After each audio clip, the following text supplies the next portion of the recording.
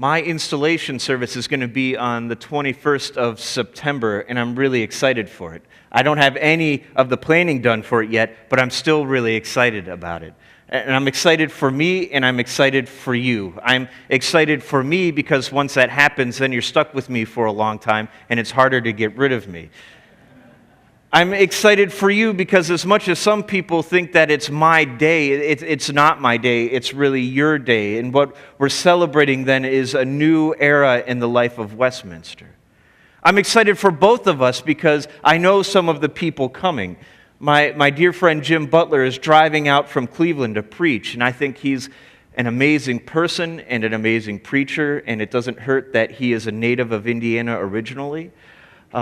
I'm also really excited that after a little bit of convincing, the Reverend Dick Rogers is going to be here for it as well. So I'm really excited to meet him in person, and I really can't think of anyone better to be here on that day.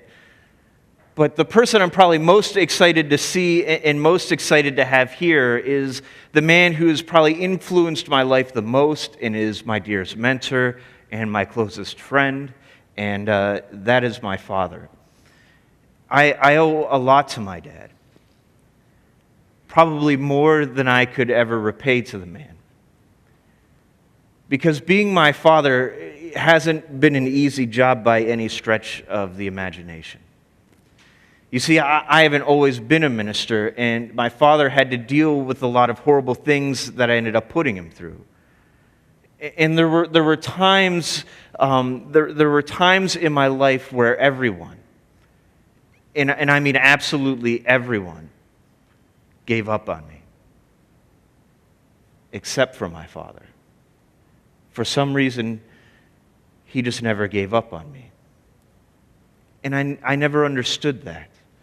I mean, there were some times in my life where I thought the man was either naive or delusional about who I was, but he kept insisting to me that no matter what I was going through and no matter what I was doing, that I was worth something, that I had potential to do whatever it is I want to do. And when everyone else had turned their back on me, my father was there always to listen to me and to guide me and to encourage me and to challenge me. And he ended up teaching me a lot of important things about life, like that mistakes aren't really mistakes as long as you learn from them. And that if you fail, you pick yourself up and you try again. He taught me never to be a bully, but to always stand up for what I believe in.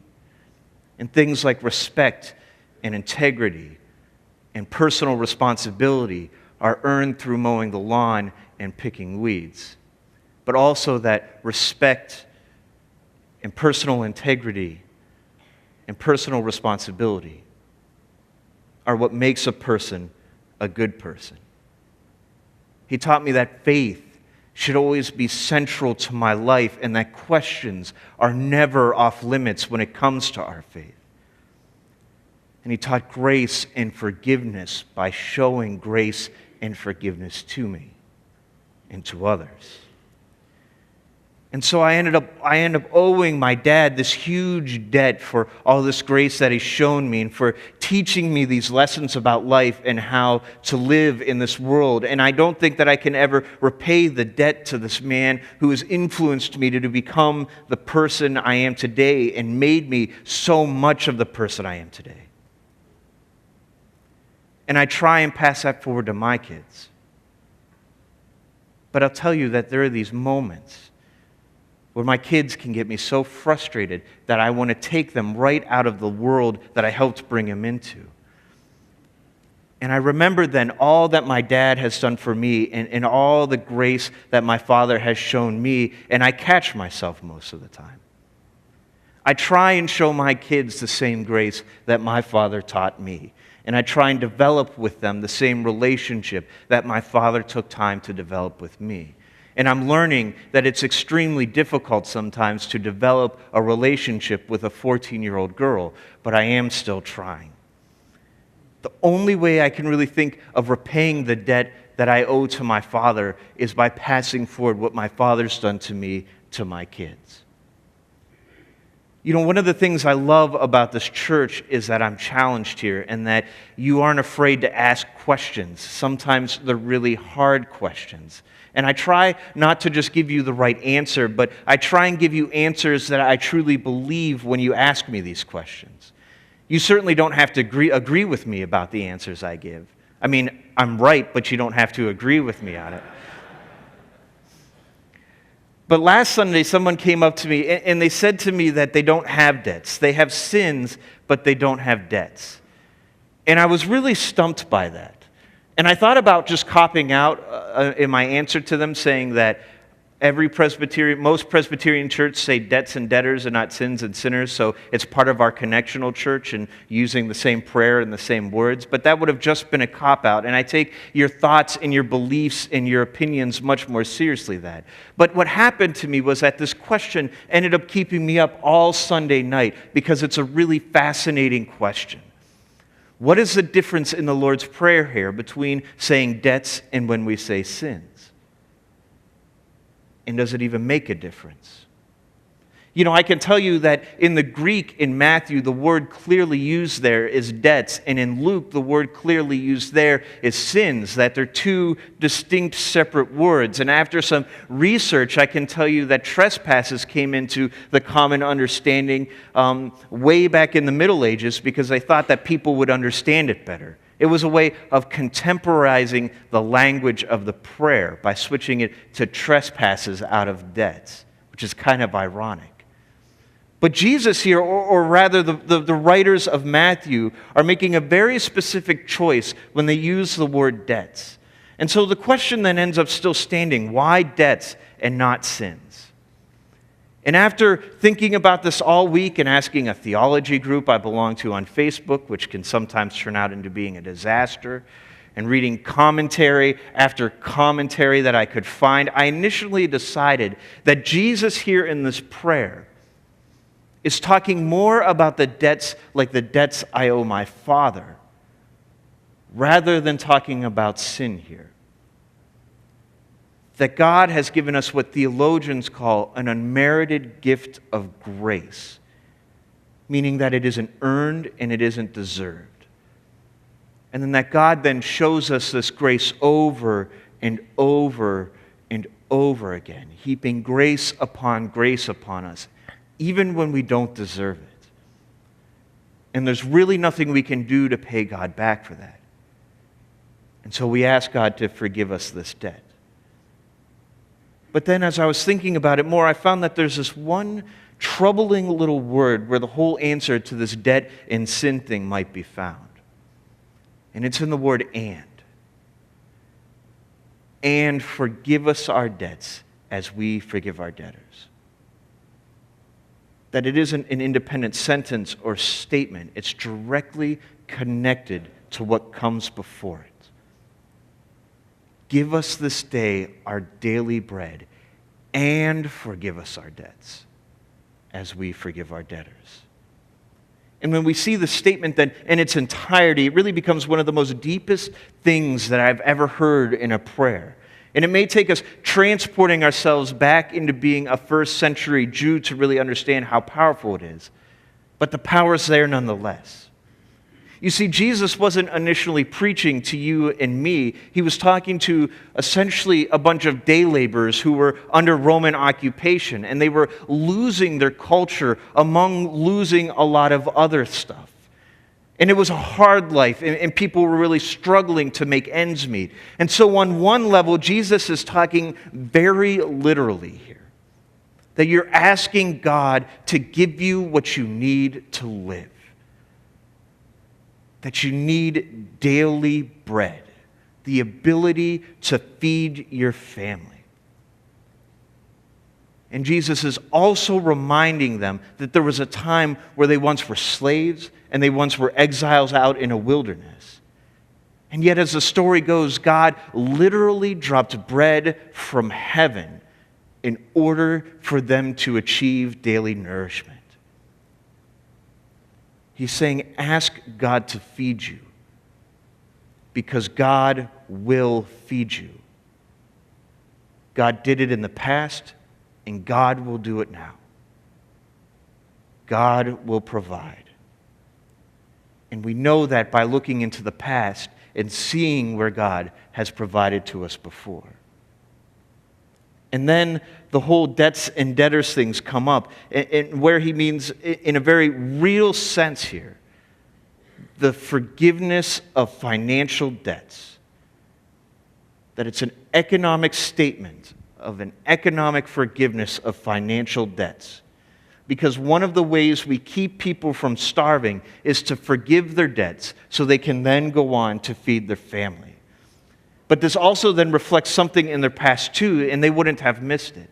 Jesus is invoking here the imagery of the Jubilee and asking them to practice the Jubilee. And the Jubilee was this time where every 7 years all the debts of all the Israelites would be forgiven and the slate would be wiped clean. That everyone would be given a chance to start over again financially and to put themselves on more solid ground.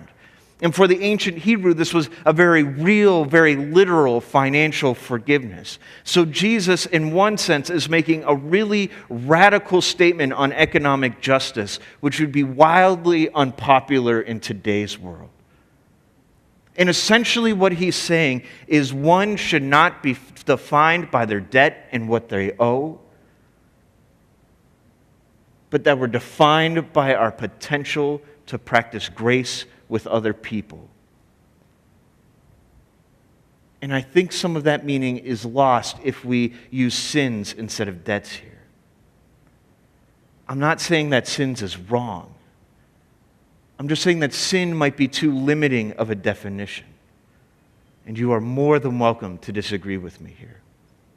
But there's also a deeper spiritual connection here too, if we can grasp this idea of daily nourishment and its connection to Jubilee and to debt. Because Jesus isn't just asking us to rely on God to literally feed us. Daily bread in one sense, yes, but in another sense, bread is a powerful spiritual gift. The Passover meal is a celebration with bread, special bread, that when it's broken becomes a sacred celebration of all that God has done for the Jewish people. Jesus breaks bread with the disciples and he gives us a sacrament. And after the resurrection, it's in the breaking of the bread that people see the risen Christ. It's once he breaks the bread with them. There's something powerfully, spiritually about bread. It represents God's grace to us. Because really, bread is something we eat every day, not really thinking about it and thinking about the nourishing and life-sustaining qualities that it has for us. Unless that bread comes from Subway and then it contains some of the same chemicals used in yoga mats, but that's besides the point. But most of the bread has the power to daily sustain us. And so bread is a lot like God. Every day we wake up and God gets us through the day. We might deny it. We might not believe it. We might not always recognize it, but God sustains and nourishes us somehow and in some way every day. And more than that, God's grace is open and available to us every day. And so I don't know how some people do it. I don't know how people can walk through this life sometimes not believing that God exists. Not knowing that it's God that gets us through and that it's God that gives us meaning. And if we really sit back and think about it, it's really staggering all that God has done and all that God is doing for us. Now, I won't speak for you, but I know that when I'm left up to my own devices, knowing who I am left up to my own devices, even if God were just love, and that's all God was, that if God were just love, even that is so much more than I deserve. And even that love is so much more than I could ever hope to pay back. But for everything that God has done for me, and everything that I've become because of God in my life, God here tells me that I don't owe a thing. And when I realize that then, when I realize that God forgives the huge debt that I owe, and that all that I am and all that I ever hope to be comes solely through God because of this daily bread, then how can I rightfully hold anybody accountable to what they may owe me? Because truly it isn't me they owe. It's God. It's like this. If you asked my father when he comes here about the debt that I owe him, he'd probably tell you that I owe him a few dollars. It may be more than a few dollars, but you all get the point. But if you told him that I felt indebted to him for who I am today, he'd probably give you a funny look. He's influenced me into who I am more than most people. He's helped me make me into the man I am today, and I owe him for that. I really do. But he doesn't see it that way. And so I, in turn, try to pass that along to my kids. But if I'm lucky enough then to have the impact, as much impact on their lives as my father has had on mine, I can't then turn around and tell them that they owe me for it. Because the man who taught me never asked anything in return, and I'm just paying it forward. And so what this whole part of the prayer boils down to, this whole part of the Lord's Prayer, this give us our daily bread and forgive us our debts as we forgive our debtors. What it all boils down to then is God's grace. And recognizing then that we're wholly dependent on that grace. And that it's given to us in such profound quantity all the time that we don't necessarily really even exist outside of that grace. And yet it's given to us for free. Nothing's asked for in return. The debt's already been paid.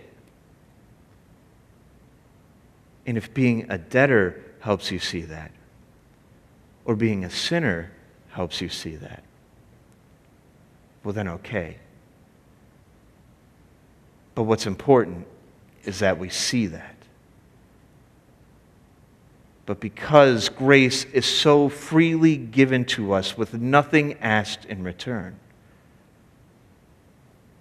then we should show that grace to other people. That's the least we can do. That because God doesn't collect on the huge debt that we owe God, we can at least forgive our debtors. Because God shows us grace, we can show grace to others. And so may you go being both a debtor and a sinner who relies wholly on God's grace. May you go seeing the grace that God has already given you. And may you go then giving that grace to others as freely as it was given to you. Amen.